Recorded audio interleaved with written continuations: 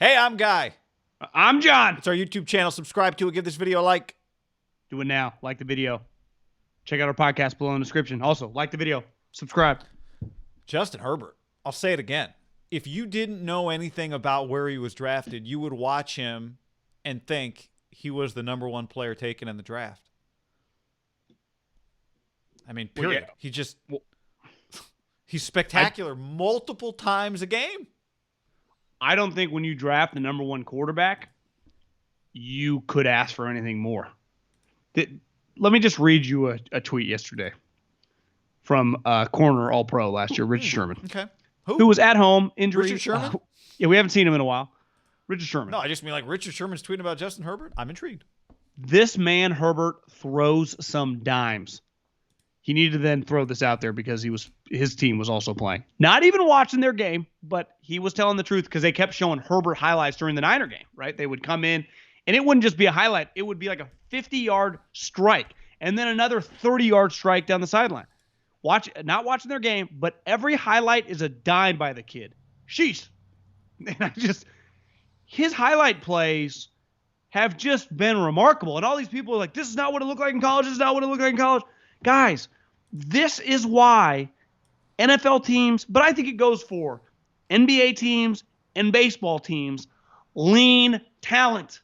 This is why they lean for guys that are 6'4" with huge arms. Or in baseball, if you throw 100 miles an hour, you got a lot of pop. Or in basketball, if you look like Embiid or Giannis walking through the door, even if you're not that good at the sport, they lean that. Why? A lot of times it doesn't work out. But sometimes it's this. Now, that's diminishing what Justin Herbert was coming out of college. But this notion, like, he didn't look like he was in college. Yes, but there were you could project that if it went best case scenario, he had this ability. Like, he had physical tools. For example, one of the reasons the Giants 2 years ago got so much shit for Daniel Jones was because, like, you took Daniel Jones 6th. Because my comp for Daniel Jones, who had some moments in that Thursday night game against the Eagles, I go, best case he's Alex Smith. Here's what we know about Alex Smith, who did once go number one in the draft. Alex Smith should never go number one in the draft. In a perfect world now, an Alex Smith, Daniel Jones type, probably a second rounder, right? Like, that's what you want, a second rounder. Justin Herbert, his physical tools were number one overall talent, right? Yeah. Even if it didn't look quite like this, right? If Justin Herbert had gone in when we were kids in the 90s, a guy like Justin Herbert probably goes number one overall, right? Yeah. Or doesn't exist athletically. Yeah. Yeah. I think you watched him all the time at Oregon, so did I. If we took his Oregon highlights in terms of his best throws at Oregon and put him next to his best Charger throws, I think you would see the same throws. Like, he made these throws at Oregon. The difference is he didn't make 3 of them a week for like 5 straight weeks, right? They were not a push the ball down the field offense. First of all, his talent from a receiver standpoint was not even close to this. But yeah, a lot of it was stylistically, it was more about pounding the rock. This is not what they did.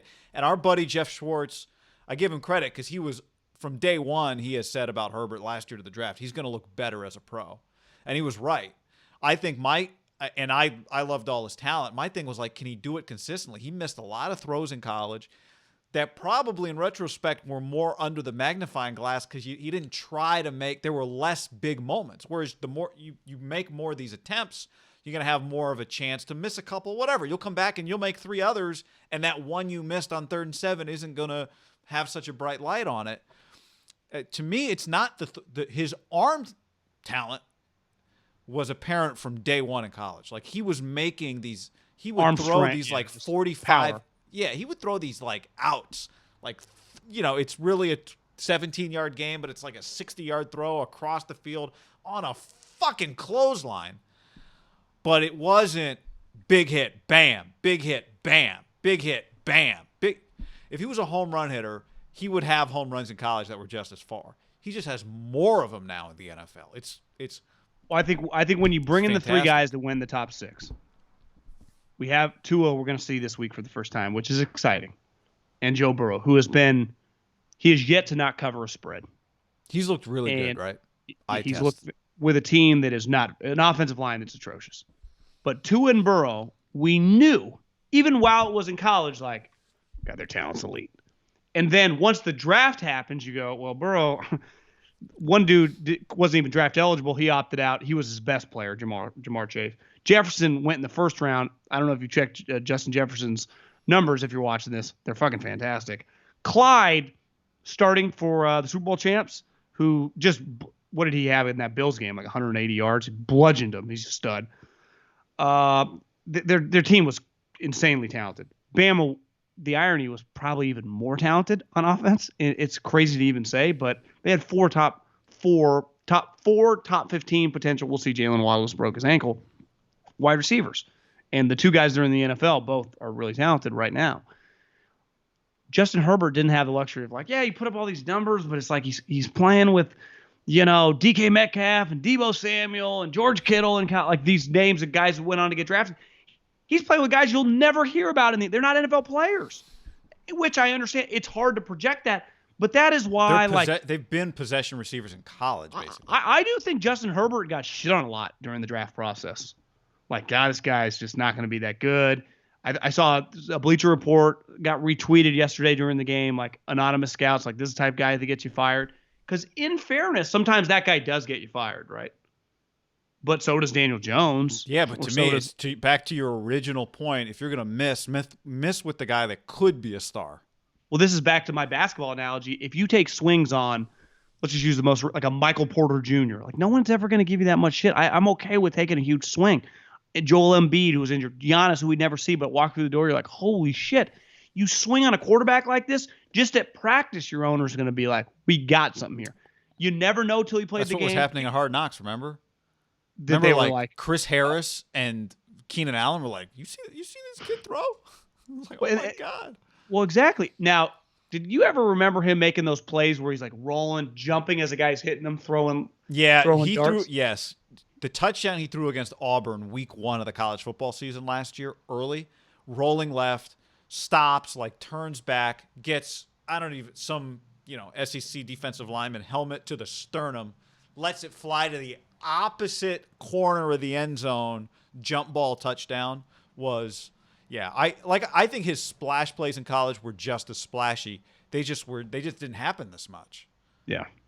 He's just, but like you always told me back when you were working as the recruiting coordinator and you would get highlight tapes of guys that you're supposed to like filter through and figure out who's really a Division I football player and who isn't. If you watch somebody's highlight tape, anybody can look for a minute like a player, right? I would say though, the difference though is high school for sure. If you give me a highlight tape of a dude in the SEC, the Pac-12, the Big Ten, and it's like a legitimate highlight tape, that guy has the physical characteristics up against pros. In high school, it's like, you got to do a lot more due diligence. And I'm not saying you might be watching some D5 running back. You don't know. Like he's out running a bunch of guys, but he might be playing against. Well, I know, but I'm talking about a Power 5 player because I remember when DK Metcalf ran that 40 and it was like, and that picture had already gone viral. I'm like, who is this guy? And I had never seen him play really. And I just went to YouTube. His highlights, I'm not lying. I remember on the combine morning thinking like, this guy could go in the top 5, but then I start texting around. He'd been injured a lot. He'd done all this thing. And I think you start overthinking it. Luckily, Justin Herbert was probably just so talented. He wasn't going to be overthought to like Justin Herbert was going to go pick 28. He was still going to go. He went 6th, right? So it's like, did he get disrespected? Kind of. I mean, the two guys that went above him, I think it's fair to say as we record this right now, it's going to be hard for Tua to be better than him. And Joe Burrow, who's remarkable, to me what's so crazy is Joe Burrow, his season could not really have gone much better just for how well he's playing, how good everyone thinks he is. I think there's a chance Justin Herbert's a better player. Yeah. Which we got a long way to go. I'm not going to make any set it in stone, but it's on the table. This guy is like a franchise superstar quarterback. Yep. Yeah. And I think any Oregon fan listening to this conversation would say, part of their frustrations, I think Oregon fans were sometimes critical of Herbert, but I think a lot of Oregon criticism came from we see what his high end is. Yeah. But why don't we unleash it? Like, I think that for a couple of years was a real frustration. Like, why don't we unleash it? The irony is in the Rose Bowl, people are like, finally. It's like, yeah, he was running the ball, right? Yeah. The Utah in the Pac-12 championship game, they started that game with him running the ball, keeping. And people but is there a chance they told him not to do that? and he just said, that's my last game, let it Well, rip. I think they protected him until the Pac-12 title game, and they started running him by design a lot in that game. Because they couldn't afford to get him hurt. Their season would have been over. But that's not what's happening here. Like, this guy's 67%. He's got 12 touchdowns, 3 picks, and he's throwing bombs. He is throwing bombs. What I think's cool with him and Burrow is, have they combined with, I guess Burrow's won. They've won 2 total games between that was Herbert's and first win. That's what this video should be called. On the video side on YouTube. Congrats to Herbert on his first win. Herbert guy and Joe Burrow have combined for 2 wins and a tie and a shitload of losses. And no one's been like, yeah, it's not going. It's like, God, this couldn't be going any better because it's just not really their fault. Herbert's throwing these touchdowns every game. I mean, he lost a shootout. You put their game and the Raider game against Tampa, you'd be like, I'll take the Charger game. Like, they were just right there, kept going, kept swinging. They just ran out of bullets.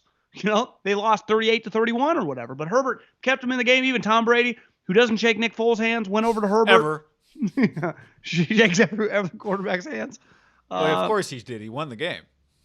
Yeah, I just think Herbert is must watch. I'm blown away, though I never understood it. Like, I got it with Josh Allen. I thought this guy was like, are we overthinking things? Like, the Dolphins right now, and we're going to really feel it for the next 2 months. I don't know how big the Dolphin fan base is. I mean, they've been like an 8-8 average for 30 years. Like, it's not like they've done winning. They haven't gained new fans. It's not like there's Seattle or Pittsburgh or Green Bay that's been fucking great for the last 20 years. So it's not going to quite be as loud. But if they were the equivalent of like the Steelers or whatever, and they had got the 5th pick, or like we talk a lot about the Niners, the number one discussion for these next couple of weeks would kind of be comparing Tua and Herbert, right? Because it's like, if I was a Dolphins fan right now, I would be excited, but I'd also be like, this guy better be good because I'm watching these other 2 guys fucking kick ass. But like I said, it's not fair to compare Joe Burrow because they didn't have a shot at him. They did have a shot at this guy, and they chose, like, on their board, they had it stacked. That's the great part is, we know, like, when 2 players are on the board and you take a position, I know who you like more. Right. Who would you bet on if you said Herbert? Yeah. Like, legitimately, if I said a big bet, like $10,000 right now, who would you bet has a better career the next decade? It's probably, because you wouldn't feel 100% great about Herbert. No, you're like, Tua could be good. And it's probably too easy to bet on Herbert right now because we haven't seen Tua. Right. But I just know he did make a cool little pass. When rookie quarterbacks look like this through 5 games, that's not normal. How many touchdowns did you say he has? 12 passing, 2 rushing. How many of the passing either after like his 3rd game? One thing I tweeted was like, touchdown log. Listen, his passing touchdowns, I don't remember any that have been like, oh, dump off screen, 10 yards walking. I mean, guy, they are like 40-yard strikes. I mean, they are BBs on the line. Well, who has more big play highlights? Russell Wilson this year, probably. I'd say him. I bet if we dove into some of them, I didn't watch one snap of Mahomes' game yesterday, but it doesn't shock you. Like, yeah, he's got 3 touchdowns of 30 yards more. This guy definitely has. I mean, I can think of 5 off the top of my head. They were definitely 30-plus yards. So here we go. Touchdown. His first touchdown, 14 yards. I'm just going to give you the yardages and all his touchdowns. 14 yards, 53 yards, 19 yards, 72 yards, 17 yards, 4, 3, 64, 22, 26, 70. So all but 1, 2, 3. I mean, Keenan Allen was a 17-yarder. I'm guessing Justin was behind the 20 when he threw it. I mean, these are all like. But the one thing sometimes, like in that Monday night game, there was a Kamara touchdown this year. I think it was against the Raiders, where he took a little wheel route or a screen pass and it went like 65 yards. Like, if you just went to some quarterbacks, you'd see like 65. Sometimes it's a screen or like a quick wide receiver screen, right? Those 271s, guy, are fucking bombs, hitting guys in stride. Well, John, I don't think any of these are to running back. No chance. Jalen Guyton, Keenan Allen. The 4-yarder was Mike Williams. The 3-yarder was Hunter Henry. But there's no like long screen runs. How many deep ones does Guyton have? 14, a 72, and a 70. Yeah. Yeah, I like that guy. So does Justin. And we like Justin.